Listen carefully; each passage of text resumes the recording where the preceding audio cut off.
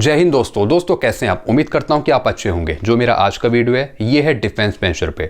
दोस्तों कई पेंशनरों की पेंशन आज क्रेडिट हुई है और कई पेंशनरों की पेंशन अभी तक नहीं आई है, तो आप कल का वेट कर लीजिए। कल तक आपकी पेंशन आ जानी चाहिए। दोस्तों अब मैं बात करता हूं जिन पेंशनरों की पेंशन कम हो गई 5 से 6 हज़ार 10 हज़ार रुपये। मार्च की पेंशन उन्हें मिली लेकिन 5 से 6 हज़ार 10 हज़ार रुपये उनको कम मिले हैं। तो दोस्तों इसमें से कुछ पेंशनर ऐसे हैं जिनका माइग्रेशन हो गया स्पर्श पर। तो जो स्पर्श के थ्रू अपनी पेंशन ले रहे हैं पेंशनर, उनकी पेंशन 5 से 6 हज़ार 10 हज़ार रुपये कम हुई है। इसमें से कुछ पेंशनर ऐसे हैं जो अपनी पेंशन डीपीडीओ, बैंक, सीपीपीसी के थ्रू भी ले रहे हैं, उनकी भी पेंशन कम हो गई 4 से 5-6 हज़ार रुपये। तो दोस्तों जिन पेंशनरों का माइग्रेशन हो गया था स्पर्श पर, उनकी पेंशन क्यों कम हुई, इसका कारण जानने के लिए पेंशनरों ने पीसीडीए स्पर्श सेंटर पर बात किया। तो पीसीडीए क्या बताता है कि आपका टैक्स काटा गया है, और दूसरे पेंशनर फिर पूछते हैं पीसीडीए से, स्पर्श सेंटर वालों से, तो कोई बोलता है कि आपका डीए इसमें इंक्लूड नहीं हुआ। यानी पीसीडीए और स्पर्श को पता ही नहीं है कि आपकी पेंशन क्यों कम हो गई। कोई कुछ बताता है, कोई कुछ बताता है।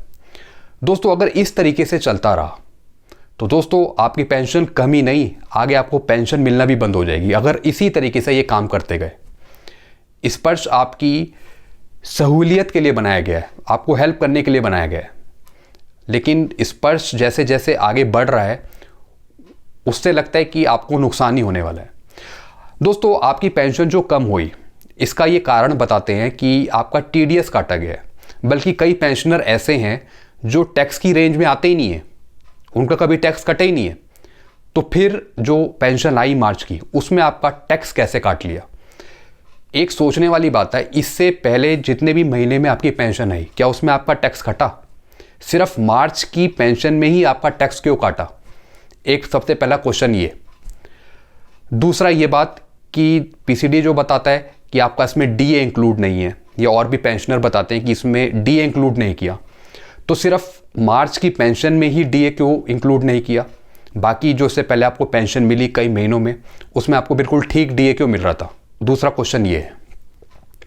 दोस्तों मुझे लगता है कई बार ये बहाने बनाते हैं, जो पीसीडीए ने कुछ पता ही नहीं रहता। मैं कई बार पीसीडीए से बात कर चुका हूँ, एमएसपी को लेकर, एमएससीपी को लेकर, और भी कई चीज़ों पे बात कर चुका हूँ पेंशन से रिलेटेड, लेकिन पीसीडीए सही से जवाब दे ही नहीं पाता, हमेशा कंफ्यूज रहता है।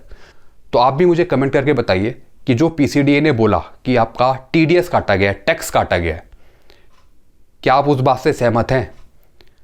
अगर आपका टैक्स काटा गया है तो सिर्फ मार्च की पेंशन में क्यों काटा गया?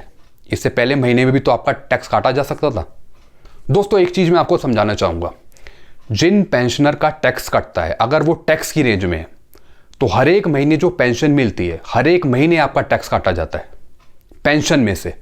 अगर आप टैक्स की रेंज में आ रहे हैं, पेंशनर हो, तो आपका टैक्स काटा जाएगा हर एक महीने पेंशन में से, और आपका कट भी रहा होगा।